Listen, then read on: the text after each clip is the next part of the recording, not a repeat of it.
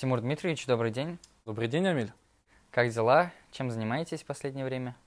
Ну, в целом дела хорошо, или мы стараемся, чтобы они были хорошо. Занимаемся, разговариваем с своим учеником в одном из лучших интервью-шоу Татарстана. Спасибо. Как и почему вы стали учителем? Э, Не самый простой вопрос для меня, потому что я сам ребенок из учительской семьи, и я много лет подряд наблюдал, как много личного времени съедает эта работа у моих родителей. И я рос с очень четким пониманием, что учительская профессия — это не для меня. Но, учась в университете, как-то сложилось так, что моя хорошая знакомая позвала заменить меня, коллегу в школе, потому что было неким заменить эту должность. Шел учебный год, и нужно было спасать ситуацию. Было сложно отказать, и, оказавшись в школе, я снова окунулся в этот интересный мир, только уже совершенно с другой стороны, с преподавательской. И он меня настолько увлек, что я до сих пор здесь. То есть вам нравится Безусловно. до сих пор? До сих пор. Спустя столько лет. Всегда. А какая у вас вообще цель? Какого результата вы хотите достичь после ваших занятий? Лично я считаю, Амиль, что достижение учителя — это всегда достижение его учеников. Если мои ученики хорошо сдадут выпускные экзамены в 9-11 классе, если они займут призовые места на олимпиадах, то я думаю, что моя работа как учителя будет выполнена успешно. То есть результаты, они обязательно должны быть в форме баллов, ЕГЭ и олимпиад или жизненных просто? Но это вечная проблема педагогической деятельности, что и мы сами стремимся оценить себя как можно более объективно, да? А что может быть более объективно, чем цифры, казалось бы, да? Количество баллов на экзамене или на олимпиаде.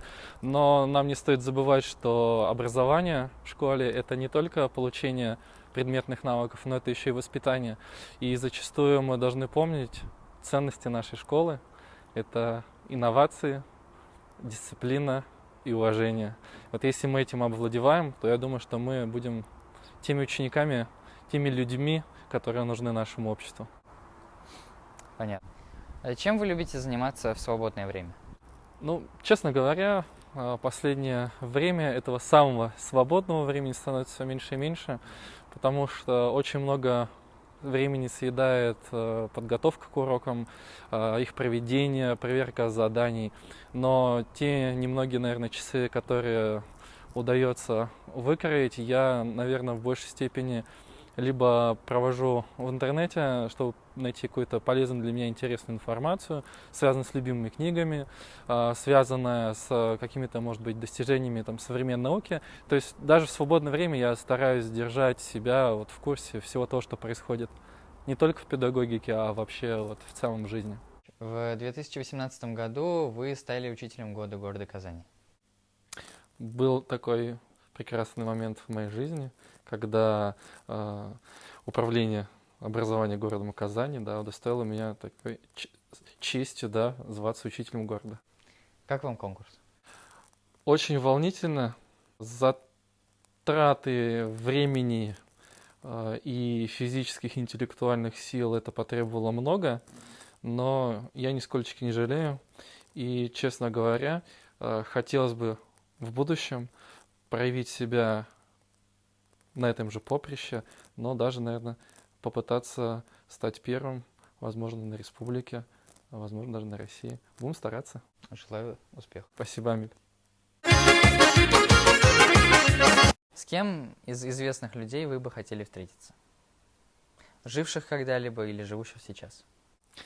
Наверное, я бы, если бы знал язык древнегреческий, поговорил с Сократом и узнал бы у него, действительно ли убеждение человека стоит его жизни. Очень хотелось бы услышать его мотивы, сравнить их со своими и сделать какой-то более-менее окончательный вывод для самого себя. Понятно. Чтобы научить потом этому своих учеников. Как по-вашему, должен ли учитель истории и обществознания способствовать тому, чтобы ученик объективно смотрел на историю и способствовать тому, чтобы В нем вырабатывалась гражданская позиция самостоятельная. Я думаю, что исходя вообще из простой вещи, что на сегодняшний день один из главных навыков, необходимых выпускникам школ для продолжения обучения в ВУЗе или для рабочей деятельности, или вообще для повседневной жизни, это критическое мышление. Мы живем в постиндустриальном обществе, его еще называют информационное общество. Нас окружает такое огромное количество информации, что зачастую нам просто сложно разобраться, какая из них правдивая, какая из них ложная. И, наверное, более важно сейчас для нас с вами не обладать комплексом информации, а уметь ее быстро в нужное время для себя находить, анализировать, что из этого все-таки более правдиво, что, скорее всего, является ложью, и делать из этого выводы. Поэтому, думаю, если вот делать ставку на критическое мышление, это один из самых основных навыков для учеников 21 века.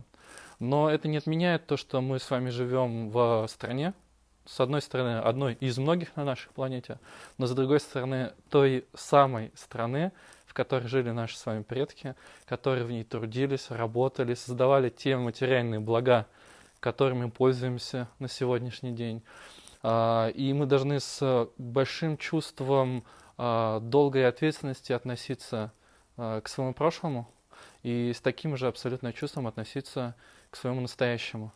То есть трудиться на благо, конечно же, себя, но и на благо всего общества, потому что наши семьи, мы с вами, отдельные индивиды, все являемся небольшими, незримыми кирпичиками большого общества под названием россияне.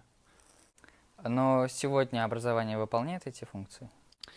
Безусловно, потому что все больше внимания уделяется курсу истории. Мы с вами живем в замечательной республике Татарстан, и не секрет, что у нас есть своя региональная часть курсу истории. Мы проходим в основном звене и в старшем звене историю Татарстана, которая интегрирована в курс истории России. Мы все больше уделяем времени подготовке к экзаменам по истории, и по заявлению нашего федерального министра Ольги Васильевой к 2022 году курс истории России будет обязательным для сдачи в средней школе. А вы считаете, что вот это ЕГЭ по истории, оно должно быть разделено на базу и профиль? Ну, поскольку более чем 1000 лет истории России, это очень немаленький срок, и количество событий, личностей, причинно-следственных связей действительно очень обширный. И если говорить серьезно, то людей, досконально в этом разбирающихся, не так-то и много, и, наверное, они работают в университетах. Поэтому требовать с ученика точно таких же знаний даже в 11 классе, я считаю, наверное, чрезмерным. И поэтому для поступление в профильные, по профильным специализациям, например, на исторические факультеты, там, безусловно, нужно серьезное и глубокое знание курса истории страны. А если мы говорим про воспитание граждан, чтобы мы смогли проконтролировать, действительно ли наши ученики знают, в какой они стране живут, какие ценности есть у этой страны, какие основные события и личности формировали судьбу этой страны, то я думаю, здесь будет достаточно базового уровня. Но как этот базовый уровень будет выглядеть, мы с вами посмотрим в будущем. Вот насчет истории Татарстана. Хватает ли времени на историю Татарстана? Вы затрагиваете очень сложный, больной вопрос, Амиль, связан с тем, что количество часов преподаваемых в школе, он очень ограничен. То есть у нас есть, допустим, 2 часа для того, чтобы освоить 3 учебника по истории России, по всеобщей истории, и к этому к нам еще дополняется история Татарстана. Зачастую, конечно, это бывает сложно совместить, но школы стараются это сделать. И получается. Безусловно. Возвращаясь в 2014 год, если я не ошибаюсь, вы задали вопрос президенту России Владимиру Путину насчет наименования высшей должности Татарстана президента Республики Татарстан. Правильно? Было такое дело. Да, это где произошло? Это был большой съезд научной и так скажем, молодежи из сферы культуры и искусства, который ежегодно проходит в конце лета в Тверской области вокруг озера Селигер. Это огромный форум, куда приглашается большое количество выдающихся деятелей современности. И, наверное, конечно, самым ярким интересным опытом это было прямое общение с президентом России Владимиром Владимировичем Путиным. Да, и все, конечно, в рамках вопросов-ответов стремились задать вопросы. Вот нам, делегация Татарстана, мне лично повезло озвучить этот интересующий наш регион вопрос. Вас волновал этот вопрос? Безусловно. Я думаю, и до сегодняшнего дня он волнует многих жителей нашей республики. Ну а как вы считаете, как должно это произойти? Что должно произойти? Ну, с одной стороны, мы живем в федерации, где есть однозначный федеральный центр, город Москва, наша столица, столица нашей Родины, которую мы все, конечно, любим, уважаем, соблюдаем законы. И наличие одного президента, как бы президента страны, это объективная вещь. Но исходя из исторических реалий, то, что у нас были сложные 90-е годы, сложные взаимоотношения Республики Татарстан с федеральным центром, и у нас исторически сложилось наименование главы республики как президента Республики Татарстан, я считаю, это тоже устоявшаяся вещь, и население республики имеет право как бы гордиться этим, потому что мы уважаем и первого президента Республики Татарстан Минтимира Шариповича Шаймиева, и текущего президента Республики Татарстан Рустама Нургалиевича Минниханова. И чувство истории и чувство, наверное, общности населения республики, наверное, оно достойно того, чтобы сохранить это название в формулировке главы республики как президент Республики Татарстан. Затронули очень такую важную тему федерализм в России. Вообще федерация для России – это правильный путь, как вы считаете? С одной стороны, у нас с вами разговор как с учителем школы, и брать на себя ответственность о суждении характера федерализма в России – это большая ответственность, наверное, сложно ее на себя брать. Я, как учитель истории обществознания, из личного опыта, из опыта преподавания, из опыта изучения истории нашей страны и других стран, на сегодняшний день для себя сделал простой вывод, что история показала жизнеспособность федеративного устройства государства, что разделение полномочий на зоны исключительного ведения федерального центра и на зоны совместного ведения федерального центра и субъектов федерации – это практика, имеющая место быть и приносящая свои плоды, поскольку население республики и руководство вообще субъектов федерации зачастую, возможно, более оперативно может принимать решения и гораздо лучше знает, на какие нужды им потратить финансы республики. А вот вопрос наверное, самый больной вопрос о деньгах, о соотношении того, какую часть налогов, собираемых в регионе, мы отправляем в федеральный центр, возможно, эти вещи стоит обсуждать на вообще общефедеральном уровне и не просто обсуждать, а предлагать иные варианты решения, потому что часто мы можем услышать такие вещи, что можно более рационально перераспределять налоговые отчисления, которые остаются в республике, которые отправляются в федеральный центр. Но это уже компетенция наших политиков, за которых мы голосовали. Где вы родились? Я родился в замечательном городе, я считаю, самый лучший город на планете Земля – это город Казань. Угу. Вы из смешанной семьи? Да, я думаю, что многие ученики по имени, отчеству и моей фамилии догадываются, что я ребенок из смешанной семьи. То есть у меня отец русский, а мама татарка. И поэтому у меня есть старший брат еще, да, и неизбежно рождались споры, как назвать старшего, как потом назвать младшего, русскими именами или татарскими именами. И в итоге сошлись на вот таком, наверное, интернациональном имени Тимур. Угу. А как у вас с татарским языком? Вы его знаете?